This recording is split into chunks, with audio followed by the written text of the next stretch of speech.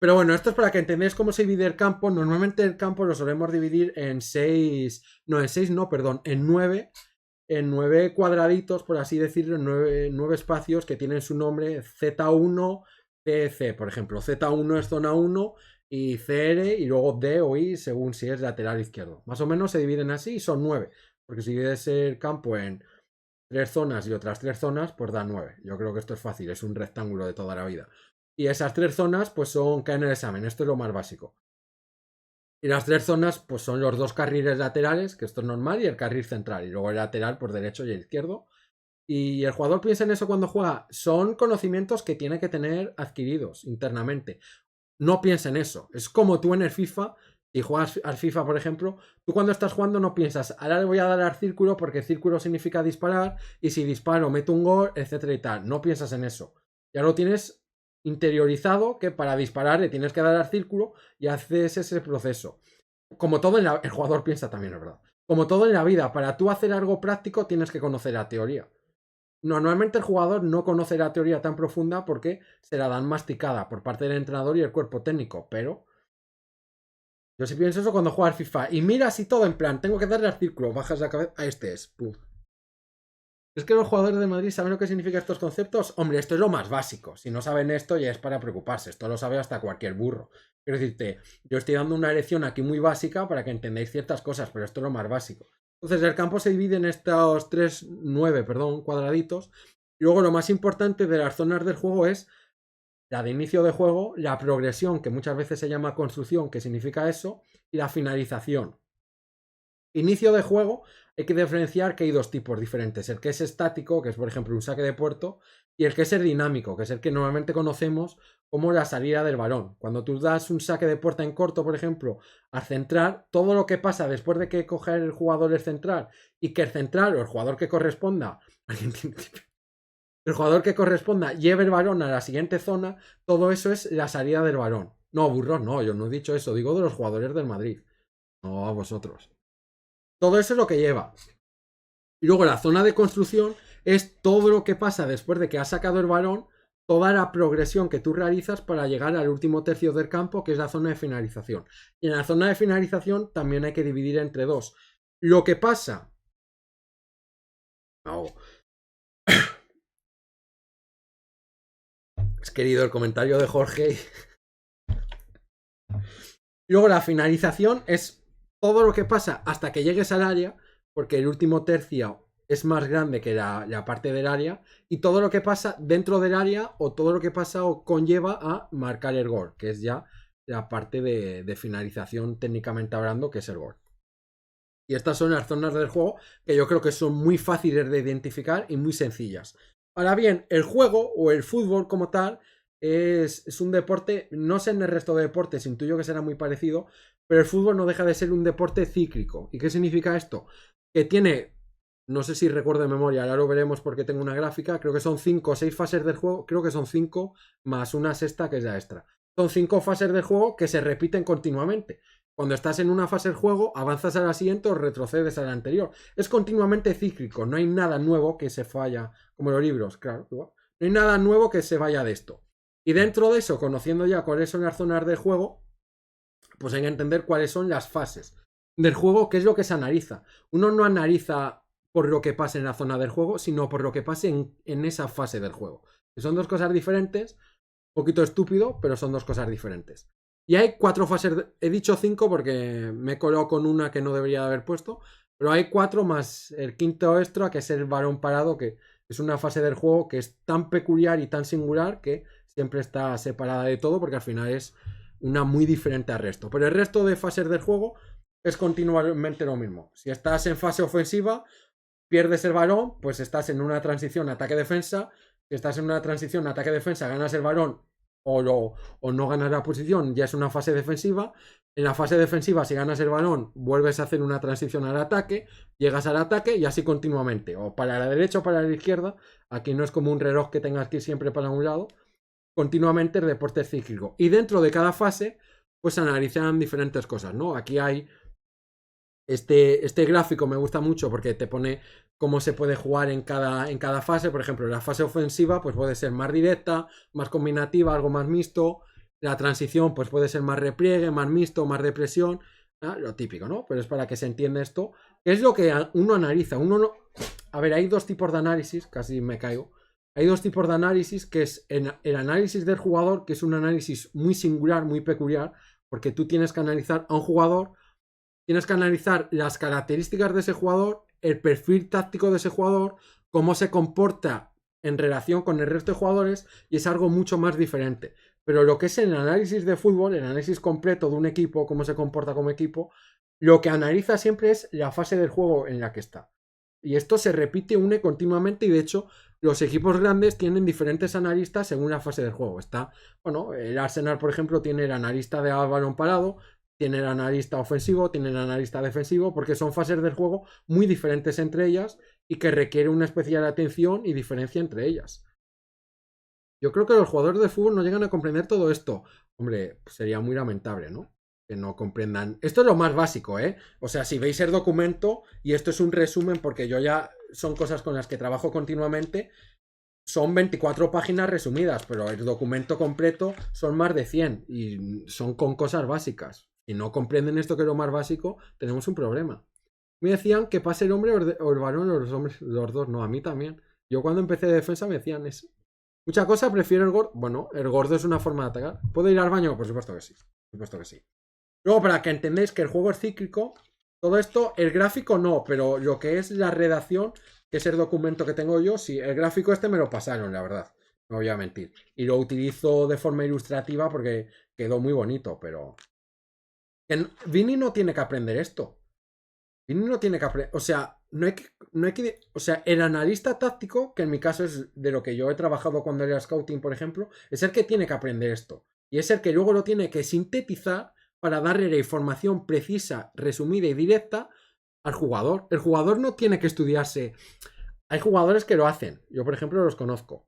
Pero el jugador no tiene que estudiarse. Hombre, si el jugador me ataca por el carril lateral en una zona de construcción, que es una transición, tengo que hacer esto.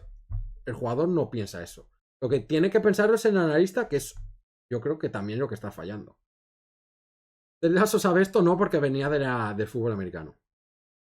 No, eso ya es muy profundo, Cheman. Eso, aquí hay que ir lo básico. Lo profundo no. El Madrid actualmente no es bueno en ninguna de estas fases. Qué pena. Pues espérate.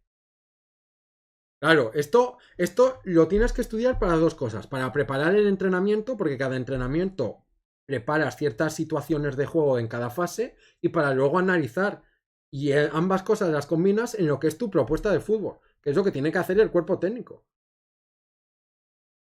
Ahí es donde se diferencian los grandes entrenadores, los que son capaces de... Por ejemplo, Mourinho hacía eso muy bien. Mourinho, los entrenamientos de Mourinho, primero, cada entrenamiento era diferente, con lo cual reclamaba la atención del jugador porque no eran ejercicios repetitivos que ya conoce, requería esa concentración del jugador. Y Mourinho lo que hacía también era adaptar o personalizar el entrenamiento en cosas muy directas de situaciones del juego. Por ejemplo, sé que el próximo partido es un rival que juega mucho en bloque bajo, pues toda esa semana de entrenamiento era atacando bloques bajos. La siguiente semana sé que en este partido vamos a sufrir mucho a balón parado, pues hacía más hincapié en eso. Y como además cada día cambiaba de ejercicio, aunque entrenase la misma fase del juego, la misma finalidad, el ejercicio no era igual, eso también al jugador, además de hacer el entrenamiento más divertido, que al final también es mejor, requería la atención y concentración del jugador. No lo piensas si sabes los conceptos, si no está perdido. Hay jugadores que están perdidos. Para seguir estas mecánicas tienes que tener un mínimo de interés en jugar al fútbol. Top 3 jugadores más listos y más tontos del equipo. Pues mira, aunque penséis que no, Bellingham, lo que es inteligencia futbolística, me parece que sí la tiene.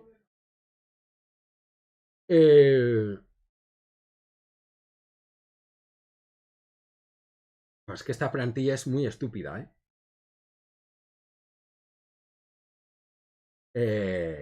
Wheeler es listo, sí, pero le queda un poquito de desarrollo.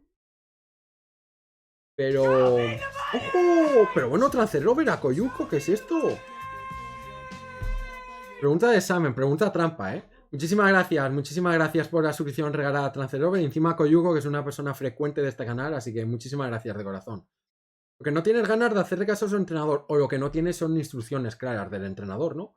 Que siempre nos ponemos en criticar al jugador y a lo mejor es el entrenador el que no le ha dicho que está viendo que se está pisando con Arda Güler y que el que tiene que bajar a la base es Bellingham y no Arda Güler. A lo mejor también es culpa del entrenador, digo. Pero Jude Bellingham es un jugador, no inteligencia general, se le olvidó el pasaporte, tuvo que llevárselo su madre una vez, que puede ser un error, ¿no? Lo comento como algo anecdótico. Pero es un jugador que tiene una inteligencia futbolística muy buena. Lo que pasa es que no está en un estado de forma que dos dedos de frente, ninguno. Güler es muy lista, pude interpretar la película.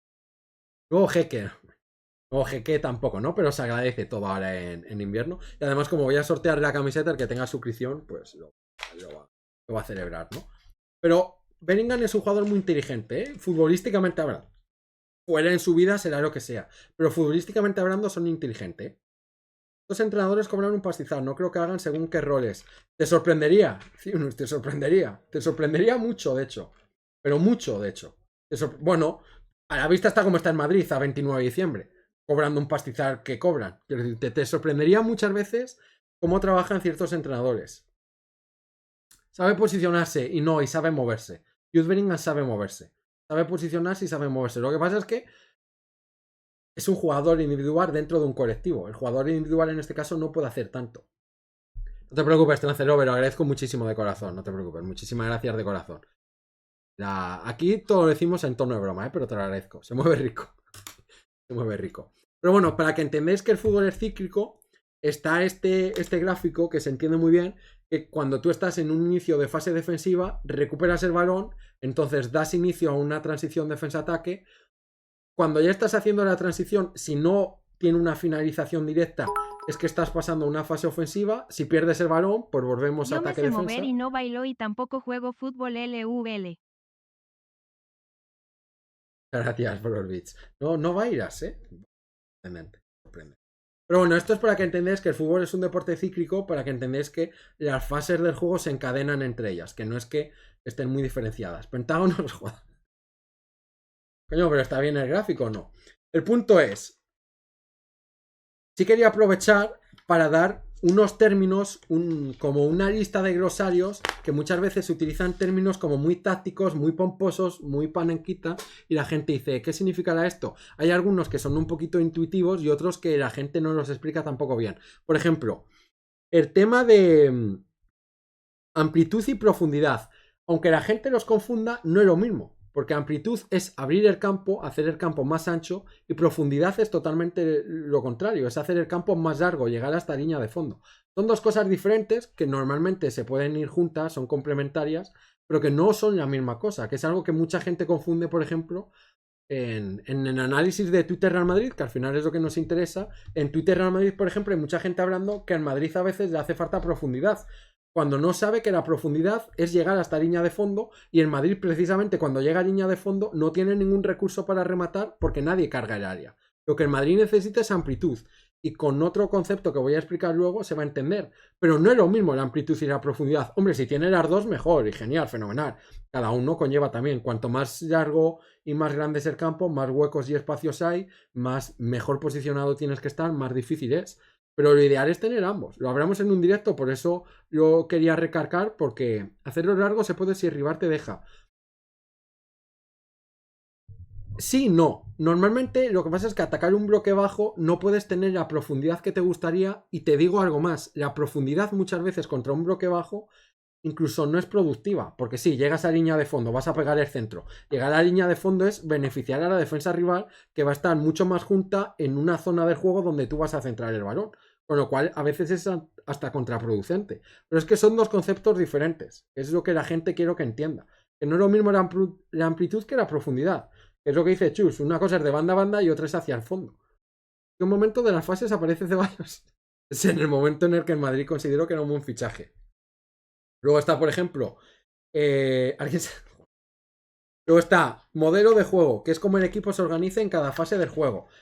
Lo que hablamos. No quiero que Xabi Alonso sea un entrenador muy dinámico, muy flexible con los esquemas. Eso es el modelo de juego. El modelo de juego es que tú cambias del esquema, la estructura del equipo en cada fase. Lo mismo que es algo que hace el Madrid actualmente, por ejemplo.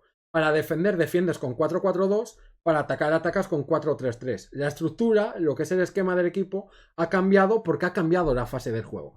Entonces, cuando tú estás viendo un esquema, tienes que ver si corresponde a esa fase del juego o no. No sé si me explico. Luego están las estructuras y la dinámica, que es algo muy importante, es... normalmente en otros sitios lo dicen diferente. Yo con dinámica de juego, por ejemplo, lo que me refiero y nos solemos referir con mis compañeros, la dinámica del juego es cómo se mueven los jugadores de forma individual dentro del modelo y de la estructura, no de forma colectiva. Son las tácticas de la cruceta.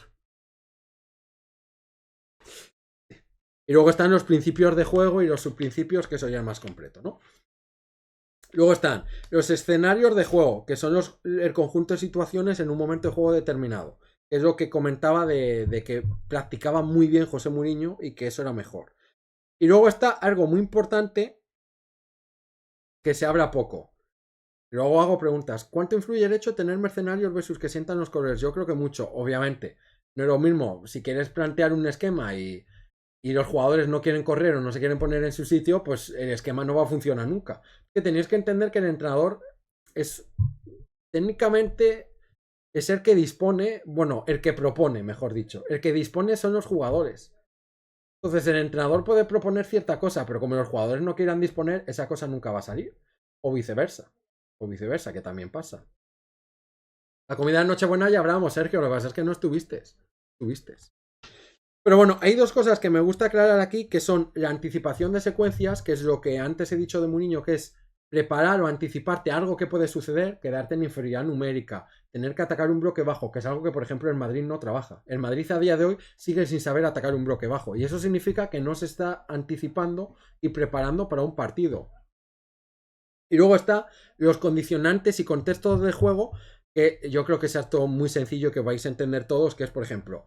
No es lo mismo en el minuto 1 que en el minuto 10 el partido, ni en el minuto 10 que en el minuto 60.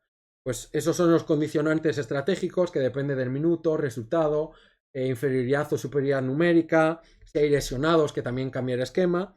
Y luego están los tácticos, que corresponden tanto propios como de rival. Los condicionantes. Los equipos rivales también juegan, los equipos rivales también proponen, los equipos rivales también se pueden adaptar. Está muy bien que tú tengas planificado, yo me voy a adaptar si el equipo rival tal, pero también el equipo rival puede decir, oye mira, este equipo está jugando así, voy a cambiar porque también me he preparado, y ahí está tu preparación de conocer ese condicionante, conocer ese contexto y también aplicarte. Al final, yo lo digo muchas veces, el fútbol no deja de ser como una partida de ajedrez, que cada quien mueve sus fichas y te tienes que adaptar. Si no te adaptas, estás jodido. Nosotros nos bascula muy bien y es por el mal posicionamiento que tiene el equipo y lo mal que se amplía. Nos gira mucho el juego. Sí. Es un problema porque no sabemos aprovechar los espacios que incluso creas. Y en defensa somos horribles.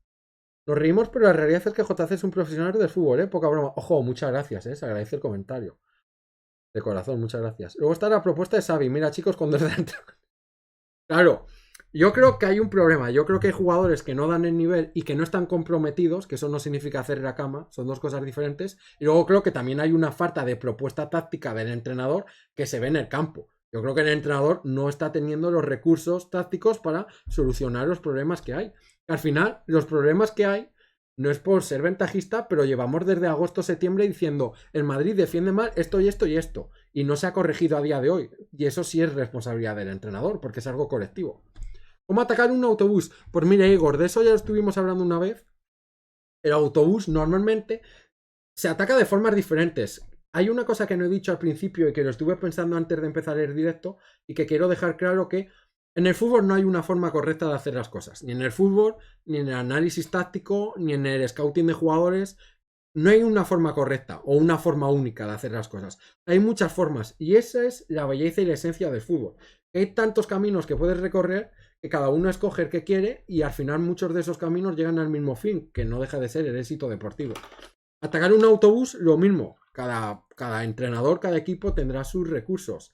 Ahora bien, los recursos más conocidos para atacar un autobús es el juego aéreo, el disparo lejano, porque obligas a que la defensa rival adelante un poco la línea para tapar el disparo lejano y eso crea espacios.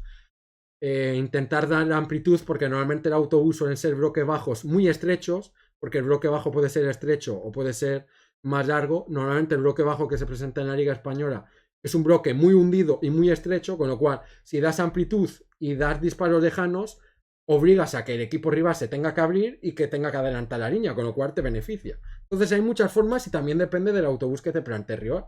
No es lo mismo un autobús normal de la MT de Madrid que un autobús de estos de Londres que te hacen el tour que tiene 2 plantas. ¿No? ¿Se entiende? Luego, por ejemplo, te puede venir Mourinho y meter... Pues falta velocidad de balón. La circulación del balón es muy lenta. Los pases entre líneas, que es algo que no he dicho antes, porque creo que lo tengo reservado para luego. Hay 2 tipos de situaciones, el intralineal y el interlineal.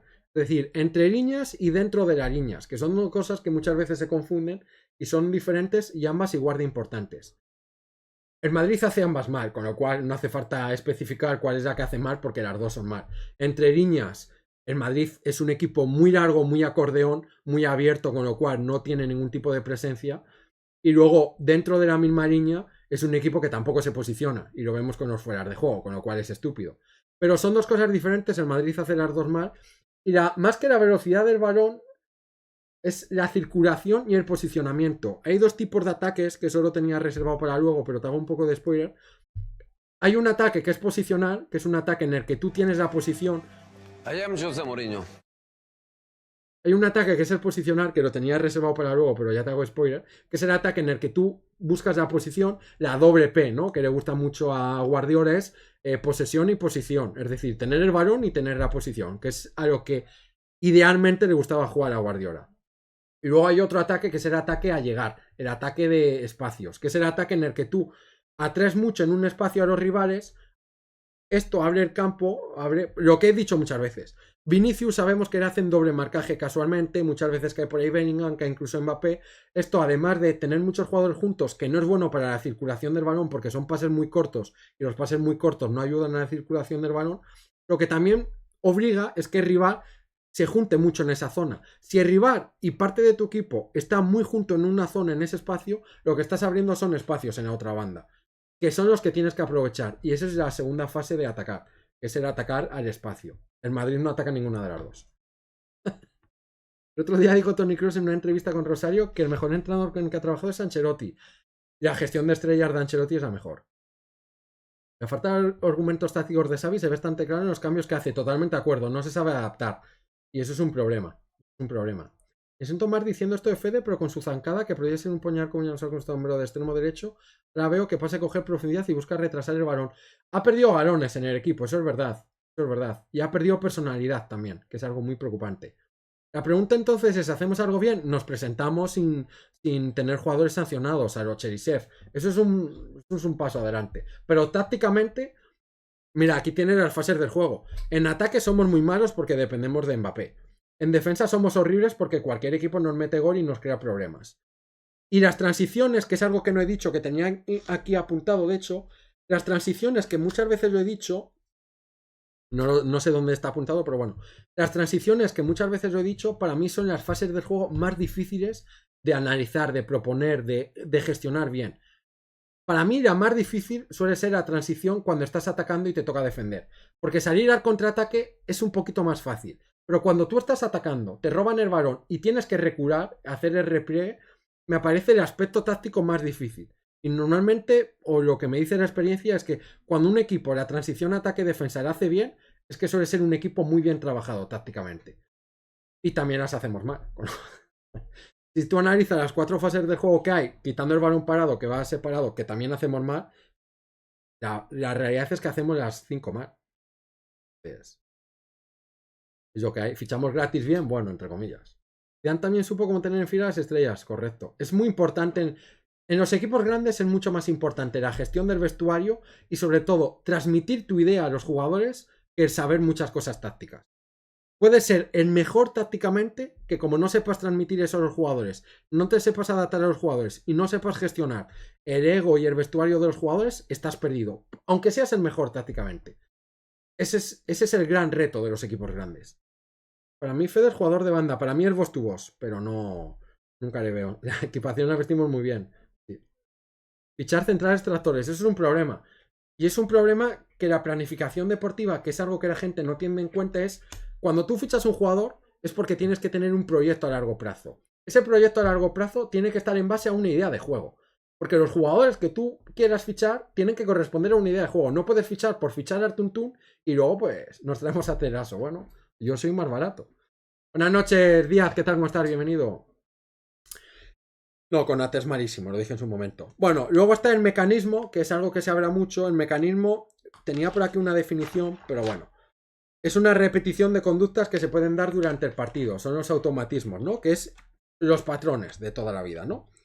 Luego está el intervalo, que ya he hecho spoiler antes, que es el interlineal, que es entre las dos líneas del equipo, o intralineal, que es entre dos jugadores de la misma línea. Por ejemplo, Rudiger-Hausen es intralineal porque es dentro de la línea.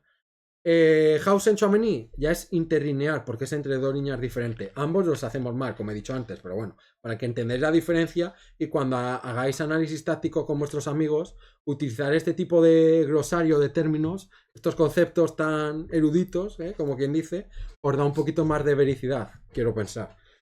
Luego está la proximidad de bloque y las basculaciones, que es algo que ha mencionado, no sé si Chus o Adri, se me va a la cabeza. Las basculaciones no deja de ser cuando el balón cambia de banda, cómo basculas el equipo para tapar esos espacios.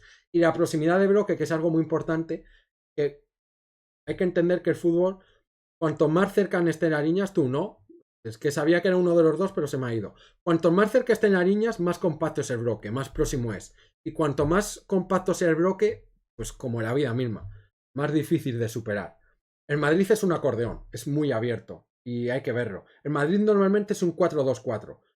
Un equipo con un 4-2-4 desde el inicio es un equipo condenado a morir. Fichando media punta, sí. Y si me insultan mis amigos por ir de listo, pues cambiar de amigos. Yo tampoco. A ver, Cinus. El problema es que este es un canal madridista. Bueno, este es mi canal, con lo cual normalmente yo hago lo que quiero. Y a veces me gusta hablar de la Liga Portugal, a veces de tal. Pero el objetivo de este canal normalmente es reunir a los madridistas. Como tú comprenderás, yo no soy Ubieto para ponerme a analizar el juego del Barcelona porque me la rempamplinfa como juega el Barcelona. O sea, yo no gano seguidores siendo Ubieto. A Ubieto le encanta reaccionar al Barcelona, le encanta analizar al Barcelona siendo madridista porque sabe que le da dinero. No es mi caso. Yo soy madridista, lo que me interesa es que al Madrid le vaya bien y por tanto analizo al Madrid. Si quieres, analizo al Barcelona un día. Yo, por ejemplo, soy freelancer. Me pagáis mi cuota y yo analizo al equipo que queráis y hago el informe. Pero no es algo que me guste hacer porque yo no me importa cómo le vaya al Barcelona. A mí me importa cómo le vaya al Madrid y sé que un Madrid que le va bien es un Madrid que va a ganar al Barcelona. Analizo al Barcelona cuando es previa de un clásico porque es tu rival. Igual que analizo a Leganés o analizo al de turno porque es el rival. Pero no tengo un especial interés en analizar el Barcelona. Si se equivoca en algo frico no, lo tendrá que decir Spider Culé, lo tendrá que decir Ubieto, que es un falso madridista, y lo tendrá que decir otro. ¿Es así? Yo no estoy diciendo que... Esto no es una crítica al Madrid, para empezar. Esto es... Estoy dando conocimientos tácticos porque a la gente le interesa saber un poquito más y porque no hay nadie que los diga. Pero... No estoy criticando todo lo que hace el Madrid. Lo que pasa es que, desgraciadamente, el Madrid actual hace muchas de estas cosas mal. Me estaba imaginando, explicando esto a Vinicia. Pues mira, yo entré en un equipo de juveniles, que ya sabéis que tienen la mente muy despistada, y fui a una sala con proyector y todo, y a mí me hicieron caso la hora y media que estuve hablando. Lo que pasa es que no quiero presumir, pero yo con ese grupo de chavales me llevaba muy bien. Utilizaba ciertas bromas de conexión para que estuviesen enganchados y al final me entendieron todo. Es bueno en esto, Juan Carlos, lo bueno que te tenemos por aquí en Twitch. Muchas gracias, Ana Casa, lo agradezco muchísimo. Yo creo que ahí afecta el posicionamiento y la activación. Sí, más el posicionamiento y más entender los movimientos que tienes que hacer. Ubieto es un farsante, por eso digo que a mí no me interesa hablar del Barcelona. Me la pela el Barcelona. Si quieres te analizo cómo juegue Río Ave. Pero creo que tampoco os gustaría analizar cómo juega el Río Ave de Sotipaspiris, o como se diga el griego, Sotiris. Ten cuidado con los informes, que mira cómo acabó Negrea, sí, es verdad, esto lo... Oviedo le encanta bailar el agua, claro, fenomenal, bien por él, le va fenomenal, genial por él, no es mi caso, no es mi caso. Claro, es lo que dice Chus, aquí lo que importa es el barrero de casa, no la de otros, o sea, a mí lo que me importa es tener mi familia y mi casa bien, como le vaya al otro, pues, es que me da absolutamente igual. De hecho, hay una frase en inglés muy famosa que voy a decir en español porque soy malo con los idiomas, que es que la comparación es el ladrón de la alegría, o algo así, era la frase. Y es literalmente eso. No, yo no ligo. Un análisis del famericado estaría bien. No, yo no ligo, yo no. Del Casapié. Si hacían caso de los chavales, ya saben, y con calcetines. También a ver cómo lo hará Xavi, ¿no? Creo que somos un triángulo. Ubieto no es madridista, como sorpresa, ¿no? Mejor analizar Móstoles ahora. Bueno, luego hay una cosa que me gusta mucho, que es dos conceptos que son un poquito más profundos, que no se utilizan mucho. Yo alguna vez he mencionado alguno, y como os tengo mucho aprecio, me gustaría que vosotros también los conocierais, que es el estímulo de presión, que es aquello que provoca que el equipo vaya a presionar. Un equipo no puede presionar continuamente. Esto somos conscientes. ¡Ya cállese, doctor! ¡Cállese! ¡Cállese! ¡No esté hablando de más! Muchas gracias, porque así aprovecho para beber agua. Un equipo no puede estar todo el partido presionando. El equipo suele presionar en las diferentes fases del juego según los condicionantes y también respondiendo a un estímulo. Hay veces que hay en ciertos equipos que cuando la salida del balón del equipo rival va al lateral es el estímulo de presión, y ahí tú ves que el equipo sale a presionar. Cada equipo tiene el estímulo de presión diferente, pero es muy importante que entendáis este concepto, porque la presión, dos cosas básicas de la presión es que sea colectiva. De nada sirve que la presión, los dos delanteros presionen si el resto del equipo no, por ejemplo, o viceversa, que la defensa sea delante líneas pero el resto del equipo no presiona. La única presión efectiva es la que se hace de forma colectiva, la que hace todo el bloque. Esto es lo primero que hay que entender. Y lo segundo, que además esto es muy visual, es ver cuándo el equipo presiona, qué estímulo de presión tiene, porque ahí ya sabes más o menos, pues lo que dice Adri. Eso es como cuando yo jugaba al básquet, el entrenador se hacía presionar arriba después de tiro libre anotado, correcto. Hay equipos que presionan cuando el balón va lateral. A lo mejor no a los dos laterales, solo al lateral derecho, porque conocen que tiene una debilidad en salida del balón. Entonces es muy importante conocer el estímulo de presión, porque es lo que hace que el equipo se active, que es algo que le gusta mucho a Chus, ¿no? La activación. Si no es colectiva, se parte del equipo, por eso digo, es que es inútil si no es colectiva. Entonces, analizar la presión mola mucho, porque es una de las formas de recuperación de balón más efectivas, pero tiene que ser colectiva, tiene que ser compacta y tiene que tener un estímulo de presión. El equipo no puede presionar porque sí, ganar la botada. Y luego, otro concepto que me gusta mucho, que ya he mencionado, es la red de caída, que es la famosa zona del campo que se genera después de un balón aéreo, después de una segunda jugada. Es algo que me encanta. Para que entendáis, el rechace de un balón aéreo.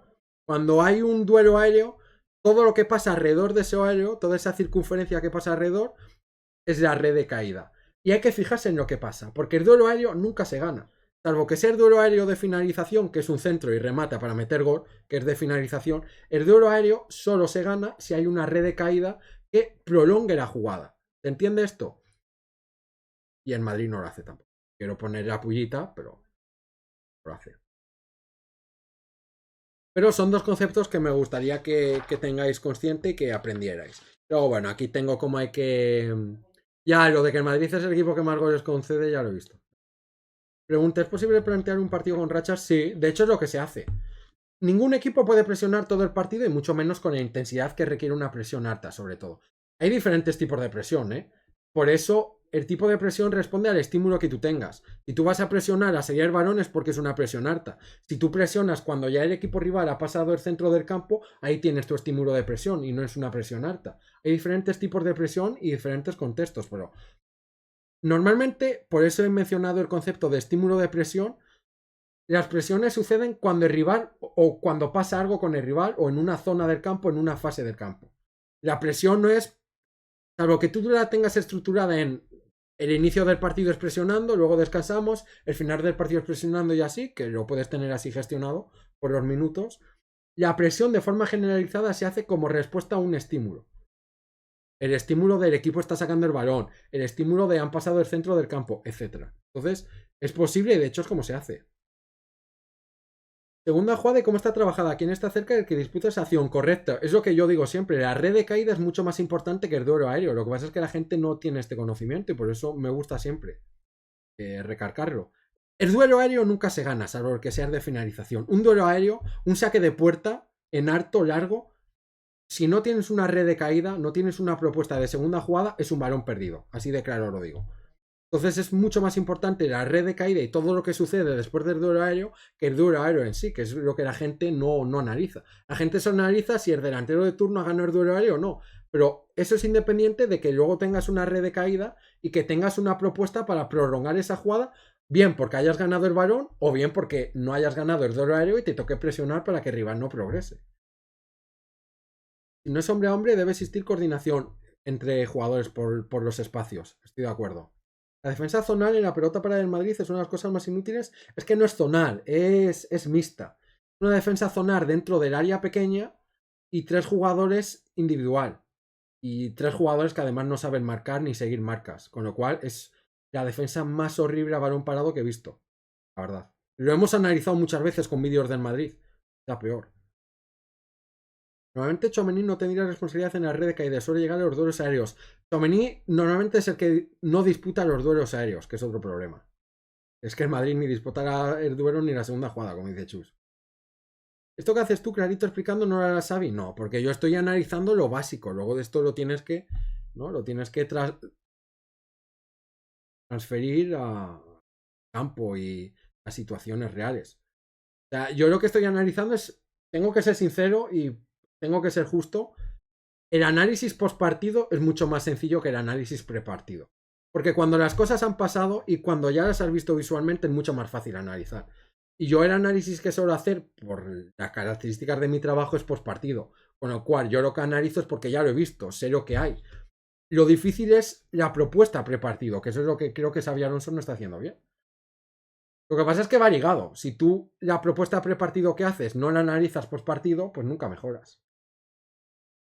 Temas de horarios de coña muy malas, somos malísimos. A mí me gusta mucho cómo juega el Madrid. Hostia. No se lo he escuchado decir a nadie. Ni a Bengochea, fíjate. ¿No crees que a ser mixta se confunden más? Sí, que no está bien trabajada y que es muy pasiva. La defensa mixta, por forma generalizada, es la defensa de Agenda 2030. No me quiero mojar con una ni con otra, no quiero planificar una y otra. Junto las dos, consigo un poquito los beneficios de las dos y que salga el sol por Antequera o por donde quiera. Y ese es el problema del Madrid. Además es una presión woke, sí. Es una defensa mixta muy hundida porque todos los que están en zona están dentro del área pequeña, con lo cual das mucho espacio dentro del área para solo 2 o 3 individual. Es horrible. La presión tras pérdida de Kropp, sí. El otro día que mencioné lo de Kropp es increíble, la presión tras pérdida. Pero bueno, la presión tras pérdida de Kropp también se hace cuando pierde un duelo aéreo. Es lo que la gente no piensa. La gente solo valora. El balón ha ido aéreo, lo hemos perdido. Lo has perdido. Mala suerte, no todos los duelos. De hecho, lo normal en un duelo ofensivo es que tú lo pierdas. Porque el que tiene la ventaja de cara es el defensa. Lo importante es qué pasa cuando tú pierdes el duelo aéreo. ¿Has ido a hacer esa presión tras pérdida? ¿Has cerrado esa red de caída? ¿O estás totalmente pasivo? Eso es lo que hay que analizar. Tienes que aprender de los errores, claro. Yo creo que aquí hay un problema mixto. Yo creo que ni el Madrid está aprendiendo de los errores, ni los jugadores tienen interés en entender la idea táctica del entrenador. Entonces, 1 más 1, salvo que seas Fran Perea y Lo Serrano, siempre da 2. Presión de piquis, conclusión, equipo y niño fres. Lo peor es que no se aprende los errores. Te apuesto que en el siguiente derby nos... Pues sí. El Madrid no lo tiene y eso es culpa y responsabilidad del entrenador más que culpa. Ese filtro que no le gustaba, el análisis por partido no lo tiene que hacer el jugador, lo tiene que hacer el entrenador. El jugador nunca hace un análisis por partido en el fútbol, como mínimo. Con lo cual, no le podemos culpar. El doble en un ataque ni hay que analizarlo porque los de arriba no cabecean ya, también es verdad. Bueno, Mbappé últimamente está saltando un poquito más, ¿no? Últimamente. Bueno, aquí tengo un poquito como hay que analizar los partidos, ¿no? El total, el detallado, el estructural, el dinámico, bueno. ¿No?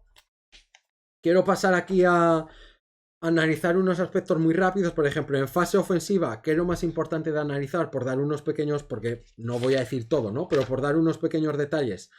Pues en fase ofensiva o en posesión del balón, mejor dicho, cuando estamos saliendo del balón, pues ¿cuál es la idea, la propuesta de salir del balón?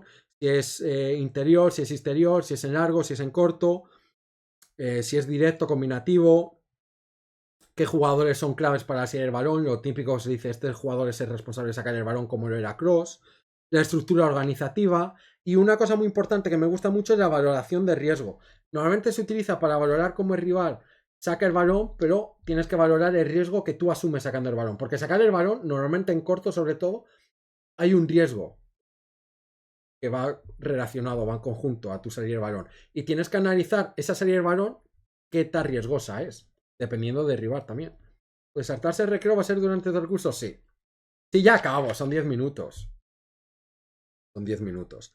Luego, cuando tú tienes el balón, estás en fase de progresión, creación, pues tienes que analizar, por ejemplo, qué formas de progresión tienes, cómo se mueven los jugadores, algo muy importante que son las incorporaciones, y no solo de laterales, de mediocentros, de etcétera, las incorporaciones, los desmarques, y qué tipo de jugador es el que mejor sabe pasar entre líneas, por ejemplo, Arda Güler.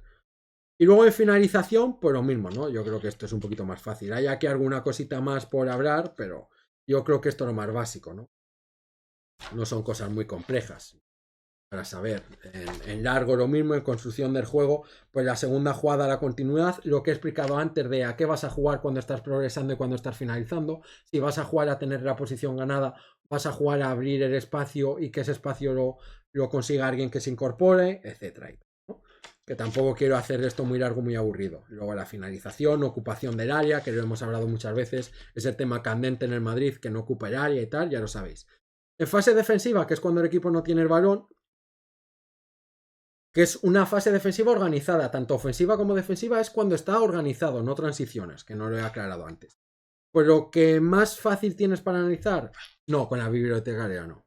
Lo más fácil que tienes para analizar en salir el balón, cuando estás defendiendo la primera línea de presión, a qué altura va a estar, que es algo que decía antes Adri, cuál es la estructura, cuántos jugadores van ahí, cuántos jugadores van a estar más lejos del balón, el comportamiento a superar la presión, el estímulo, que es ese momento de inicio de presión, si vas a presionar o vas a temporizar dependiendo de la zona del juego.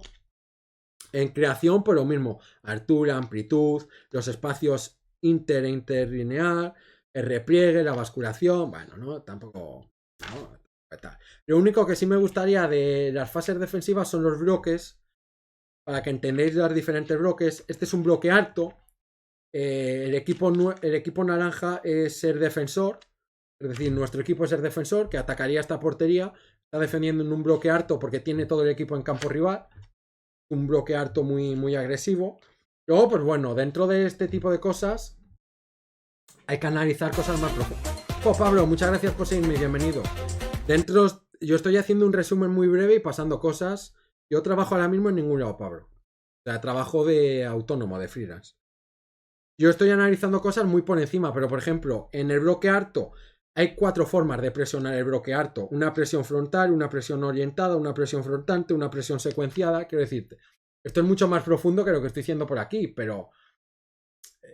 de desempleado, correcto. Pero estoy intentando dar ciertos detalles para que entendáis. He trabajado en algún club, sí, de forma externa, pero sí. Esto es para que entendáis ciertas cosas. Para que entendáis ciertas cosas. No os voy a decir todo, ¿no? Pero... para que entendáis. Esto es un bloque alto que lo más importante es que asumes mucho riesgo porque dejas mucho espacio a la espalda de la defensa, pero evidentemente todo el equipo está presionando, es mucho más fácil de recuperar el balón, etc. El portero también es muy importante en el bloque alto, por ejemplo, que muchas veces no se menciona. Un portero en bloque alto es el portero líbero, que se decía antes, que ya no existe. Esto es un bloque medio, que lo dice la propia palabra. El bloque medio es bloque medio porque está en el medio. Quiero decirte, no hay que ser muy inteligente para adivinarlo. Es un equipo que defiende en bloque medio, ni asume muchos riesgos estando muy arriba, ni se hunde muy atrás. Es un bloque medio, tampoco hay que tal. O sea, no hay que más. Lo mismo en tipos de presión, pues es intensiva, flotantes y tal, pero todo este tipo de cosas me parecen cosas mucho más profundas que nuestro bloque medio es más esto. Esto es un bloque bajo que es más a lo que va el Real Madrid, ¿no? Que es un bloque que ya defiende mucho más en campo propio, que da mucho más espacio en la construcción al equipo rival. El Madrid suele defender y además el bloque bajo tiene diferentes... ¿cómo decirlo? Diferentes variantes, el bloque bajo, y he utilizado esta variante porque es casualmente un ER que está en 4-4-2, que es literalmente a lo que suele defender el Madrid, para que sea más visual para vosotros. El bloque ancho, bueno, y Xabi Alonso ahora también. Análisis de juego es algo no tan complicado si ves fútbol. El problema es... Bueno, el análisis de juego es muy complicado, Pablo. El análisis... Yo lo que estoy diciendo aquí es lo básico, que no es muy complicado si ves fútbol, has jugado fútbol, si te interesa el fútbol un poquito más profundo. Pero el análisis táctico de forma completa, de forma avanzada, profunda, es muy difícil, tengo que decir, muy difícil.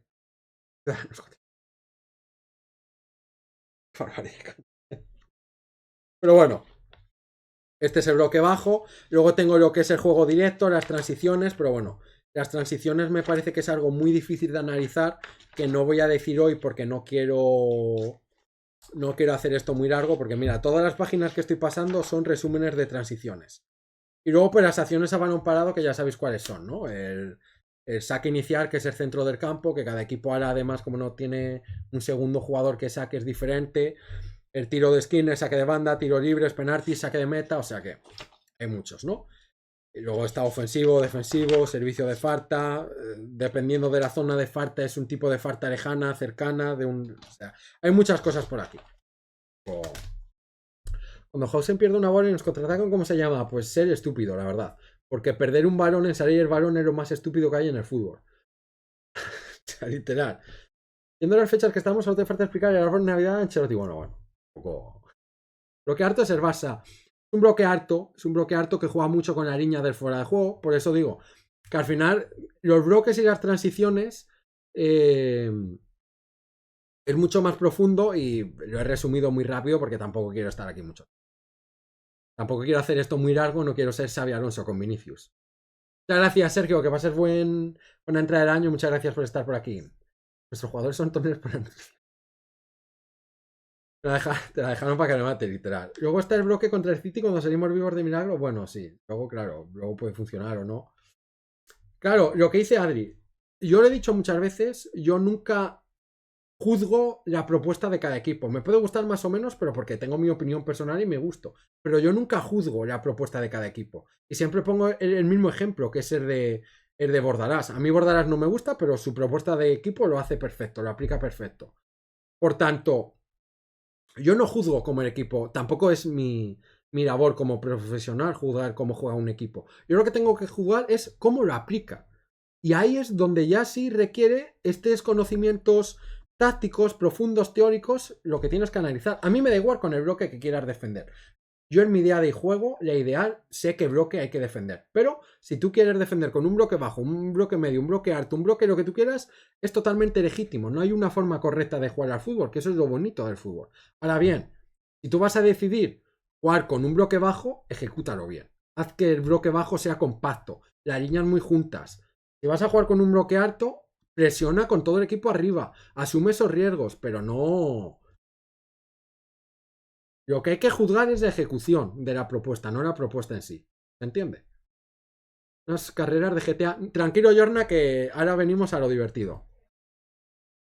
Ahora en serio estoy disfrutando porque en un canal explica estas cosas, así que enhorabuena. Muchas gracias, Cheman. Yo desde aquí intento hacer... No soy un experto táctico, lo he dicho muchas veces, porque no soy analista táctico. Yo mi labor es analista de scouting de jugadores, que es más individual, más personalizado.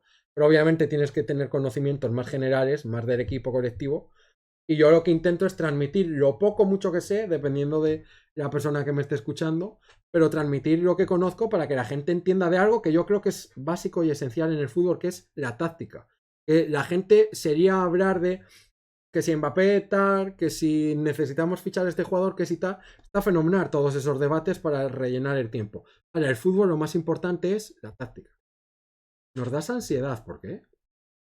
¿Alonso cometía también errores del mismo tipo en el Leverkusen? Sí. Y el Leverkusen es un equipo que muchos partidos los ganaba en el descuento. O sea, que es un equipo que no dominaba los partidos, pero es un equipo que en el Leverkusen sí se adaptaba a los rivales y sí sabía combinar bien los jugadores, cosa que aquí no pasa. Pero muchas gracias por el comentario a Cheman y Igor, que estáis por ahí diciendo que gracias. Muchas gracias a vosotros. No eres Marco López, pero calvo. ¿Haciendo directo mi labor es engañar? No, es nunca. Si Antonio Silva pude haber engañado y dije no. Da la sensación de que no han trabajado nada. De acuerdo, totalmente de acuerdo. Sí, es que, Chus, tú llevas aquí mucho tiempo. Lo que yo analizaba en agosto, septiembre, siendo un vinagre, porque ganábamos, pero yo decía que no, es lo que sigue pasando a día de hoy. Entonces es que no se ha corregido nada, ni se ha mejorado. Entonces luego tengo aquí esto que es algo que quería tratar, porque yo normalmente me dedico más al scout de jugadores. Aquí es incluso más loco porque cada scout tiene su propia metodología, su propio proceso, así que cada persona lo hace diferente. Como comprenderéis, no voy a desvelar la que hago yo porque literalmente en mi trabajo es como si ahora el dueño de Coca-Cola hace una entrevista y dice, mira, la receta, la fórmula de mi Coca-Cola es así, pues cada persona es diferente, pero el scout de jugadores que sí es... Van a Bardedevas a cobrar y a comer bollos, que son gratis, porque otra cosa. Pero sí quería decir algunas cosas del scout de jugadores. Yo normalmente, además, la observación que hago es indirecta, porque me gusta mucho hacer más directos este año, no. Mi observación es más indirecta. Algo deberían interiorizar. Sí, estoy de acuerdo, pero es que a saber que entrenan también. Es que el entrenamiento es muy importante. Y a saber, yo los entrenamientos que he visto, yo si hubiera fichado a Alonso, Cinus, es que no... Yo estuve desde enero pidiendo a Xabi Alonso y en enero estaba Ancelotti en el equipo, imagínate. O sea que yo quería fichar a Xabi Alonso y me gusta Xabi Alonso porque me gustaba su propuesta en el Leverkusen. Otra cosa es que esta propuesta no la está haciendo en el Madrid. Del scout de jugadores, lo único que tenéis que tener claro es que cada metodología es diferente, cada observación es diferente y te tienes que adaptar a cada equipo, cada jugador. El scout ya individual de análisis de jugadores tienes que tener en cuenta una cosa muy clara en tu cabeza, que es qué perfil de jugador buscas. Porque no hay un jugador bueno o malo, sino hay diferentes perfiles de jugadores. Dentro del perfil de jugador, si hay jugadores buenos y malos, por supuesto. Pero lo que tú tienes que buscar es el perfil de jugador que buscas. Es mucho mejor normalmente fichar un jugador que sea del perfil táctico que busca el equipo de forma colectiva, que sea un 8,5, que no sea un 10, pero sea un 8,5, que fichar un 10 que no encaje en tu equipo como idea colectiva. Y eso es un problema que muchas veces en el scouting y en la dirección deportiva no se tiene en cuenta. Muchas veces se busca fichar al mejor jugador posible y ese jugador posible no tiene encaje en el equipo y hay que recordar que el fútbol es un deporte colectivo. Si fuese un deporte individual, literalmente el tenis, fichas al mejor y eres el mejor. Pero en el fútbol no funciona así. Y lo hemos visto muchas veces, hay muchos equipos que son ejemplo, que fichan el PSG, Neymar, Mbappé, Messi, el otro y tal, y no gana títulos porque el fútbol es un deporte colectivo. Y tienes que fichar jugadores que encajen en la idea colectiva. Noche en el colegio, no, ya me voy. En el Madrid no se usan esas tablas, se fichan por nombre. Bueno, esta tabla no es la que yo utilizo, ya la puso una vez Adri, creo que tú estuviste, si no Jicoco. Es una tabla que utiliza un scout que no voy a decir el nombre ni dónde trabaja por no desvelar tal. Pero por ejemplo, él tiene por posición, por ejemplo, él busca un pivote organizador, pivote voz to voz, pivote defensivo, pues por cada posición tiene una tabla con diferentes estadísticas que él considera importante y a cada estadística le da una valoración, una nota. Y así es como se usa el Moneyball aquí. Sí. No, Uni no es. Y esto es una fórmula que ya en su momento la traje porque es una fórmula muy parecida a la que utilizó el Liverpool para contratar a Slot. Y tiene un nombre en comercio, que yo estudié comercio en la universidad, tiene un nombre en logística. En la asignatura de logística, este tipo de tablas que a cada estadística le das un peso y luego una nota, tiene un nombre que nunca recuerdo porque soy muy pendejo y porque la carrera la terminé hace varios años, pero es lo que ahora se está empezando a aplicar en el fútbol. Pues que vaya muy bien el Chihuahua en el veterinario, que esté todo muy bien, Jorge, muchas gracias. Feliz año, yo también te aprecio mucho, feliz año, que tengas una buena entrada de 2026 y nos veremos el viernes, como siempre, ¿no, Jorge? Así que muchas gracias por estar por aquí, que vaya muy bien. Espero que esté todo muy bien con tu Chihuahua y feliz año nuevo, de corazón. Y bueno, esta es una tabla que, por ejemplo, utilizan, que por ejemplo, él considera a este scout que un pivote organizador, lo más importante son los pases progresivos por cada 90 minutos y el porcentaje de pases progresivos acertados. Le da un porcentaje. Y dentro de ese porcentaje le da una nota. Y eso te saca un número y es una forma mucho más métrica de saber qué jugador es mejor que otro. Me parece una forma un poquito superficial y un poquito una forma que para mí no debería ser la conclusión, sino el proceso que te ayude a diferenciar entre jugadores, pero bueno, para que entendáis cuál es la tendencia actual. Tal vez Ceballos sería toda roja. No, el rojo este significa el peso que tú le das a esta estadística, no la nota. Cuidado, claro.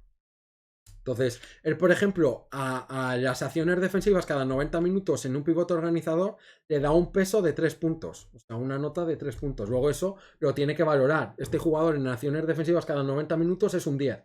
Pues multiplicas 10 por 30, hace la división, es un complejo matemático, en logística tiene un nombre que no recuerdo, repito, pero para que entendáis cuál es la nueva tendencia.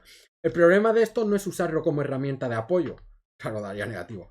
El problema de esto no es usarlo como herramienta de apoyo, que eso está fenomenal y hasta yo lo hago, tengo que ser sincero. El problema es utilizar esto como la herramienta final. La herramienta en la que todo sean números, lo que hacen Milan con su Big Data y por eso despidió a Maldini, y que todos los fichajes se resuman a este tipo de consecuencias que te lleva al fracaso, te lleva al error. Luego hay cosas que me gustan a mí del análisis de jugadores para fichar, además del perfil de jugador, es algo que hizo un... y esto a algunos va a molestar, que es algo que hizo un famoso formador de la cantera del Barcelona, que es Seirulo, que es hacer unas estructuras personales, ¿no? Y valorar lo cognitivo, lo coordinativo, lo condicional, lo mental, lo emotivo, tal y cual, que bueno, también es importante, ¿no? Yo, por ejemplo, el scout de jugadores que yo hago, que no voy a decir exactamente cómo los...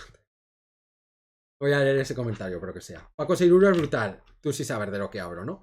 Pues ese es el que tiene eso, ¿no? Esas diferencias. Yo el informe de scout de jugadores lo suelo diferenciar en características físicas, ¿no? La velocidad, la agilidad, todo lo que sea físico y que es muy mesurable en métricas, corre tanto. Eso es un hecho, no tiene discusión. La inteligencia táctica, la inteligencia futbolística, que me parece muy importante. Las características técnicas, o mejor dicho, cualidades técnicas del jugador. Y algo que me gusta mucho es hacer un análisis psicológico y mental, que yo creo que es muy importante, y aquí incluyo saber cómo es la comunicación con sus compañeros, su perfil como persona, su comportamiento y toma de decisiones con o sin balón, con el árbitro a favor o en contra. Todo este tipo de cosas las analiza el aula. Claro, paga en gloria. El entorno se valora, a eso voy. Yo eso es lo que mido, analizo estos 4 o 5 aspectos, creo que he mencionado. Pero además, en cada fichaje, como cada fichaje o cada jugador es individual, es personalizado, yo analizo unas variables que para mí las llamo las variables influyentes. Que por ejemplo es el entorno que tiene, la transición que pueda haber entre un sistema de juego actual que tiene y el futuro que va a tener con nosotros.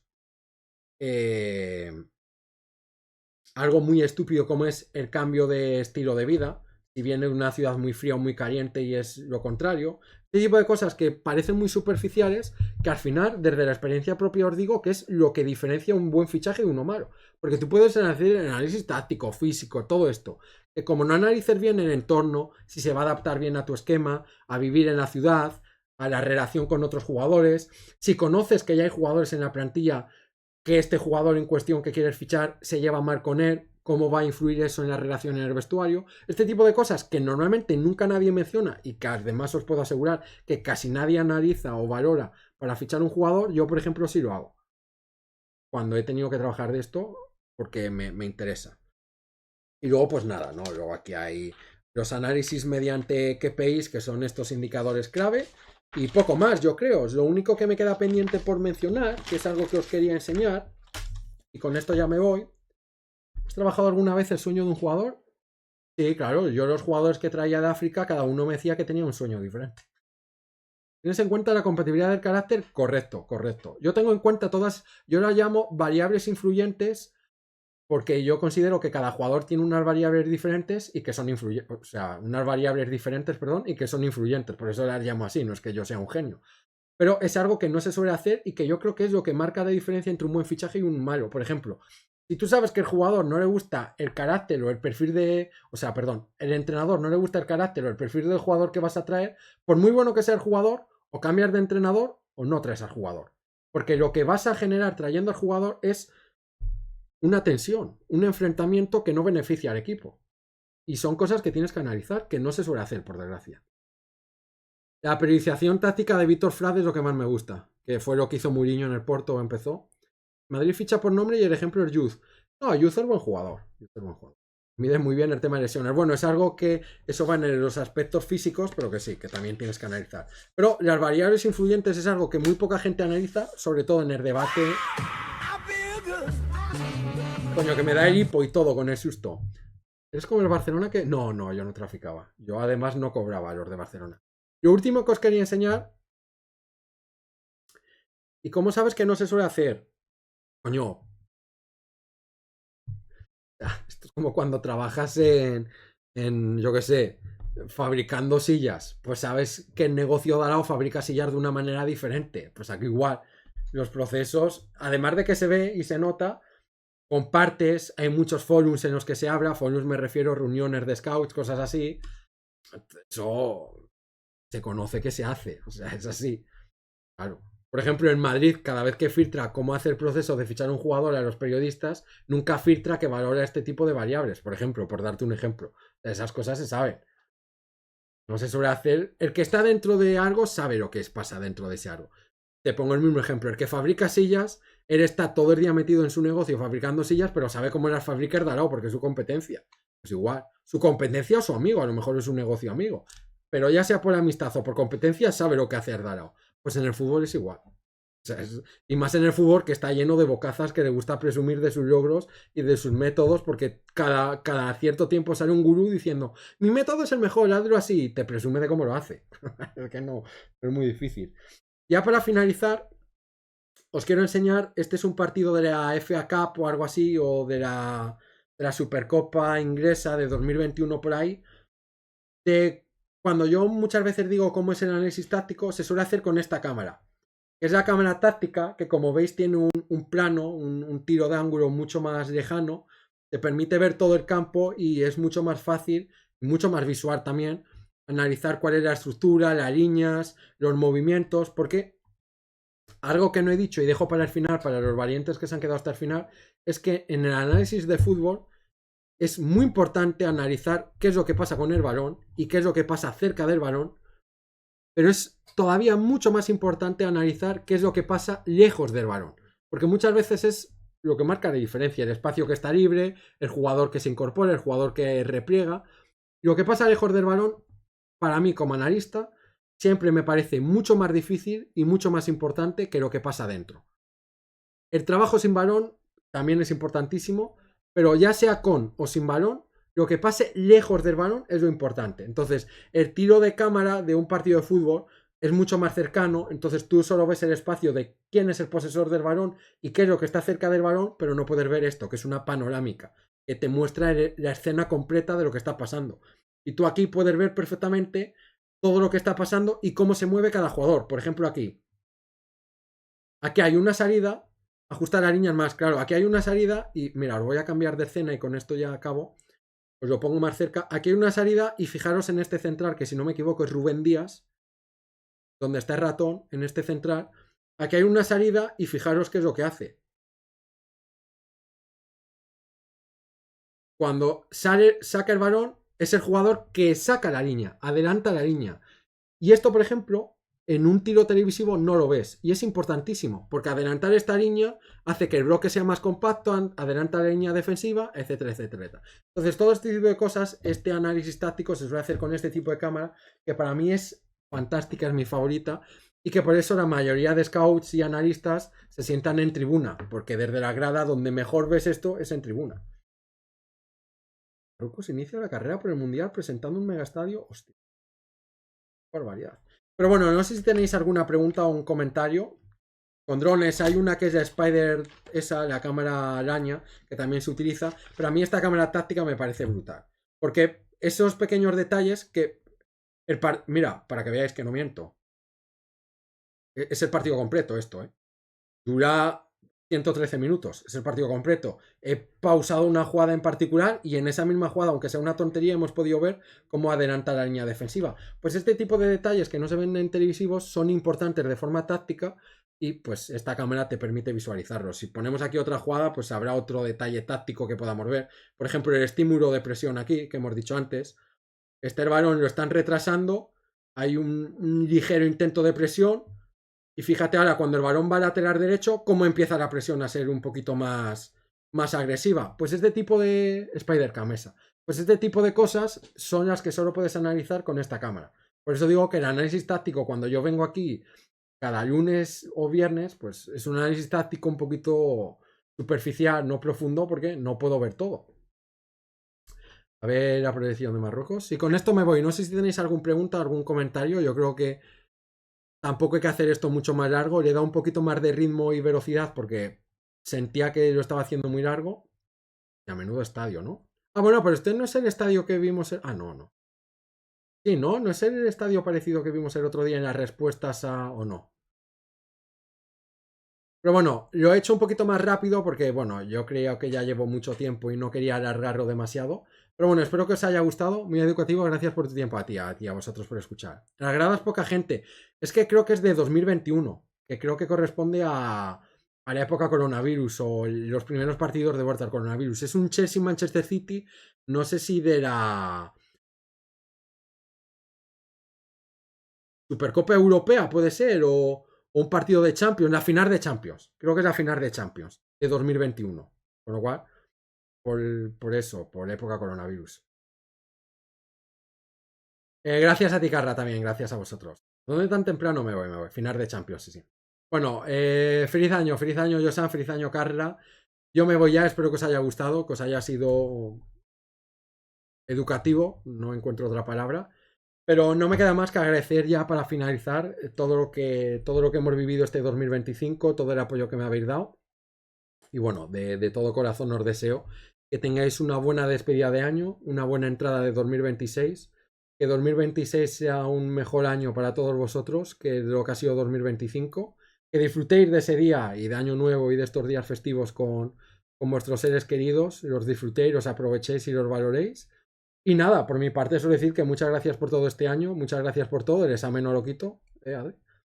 Y que nos vemos el viernes. El viernes nos veremos, que ya vuelve el fútbol, así que el viernes ya empezaremos a hablar otra vez en la dinámica del fútbol, que no es que me agrade mucho por cómo está jugando el Real Madrid, pero es lo que toca, ¿no? Como quien dice, que están en las buenas y en las malas.